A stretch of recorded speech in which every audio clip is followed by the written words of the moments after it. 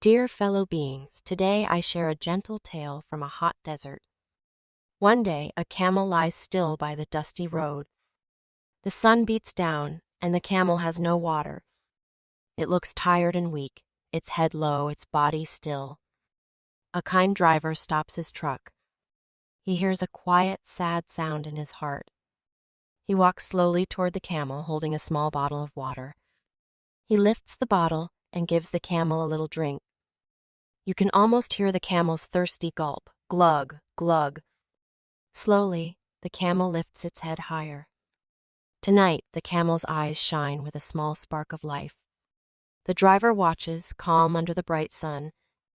With each sip, the camel grows a bit stronger. This simple act, giving water, brings hope. In the end, the camel stands.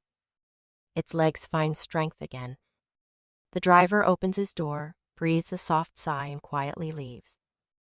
This story shows that kindness can come from anyone, anywhere, even in the quiet desert.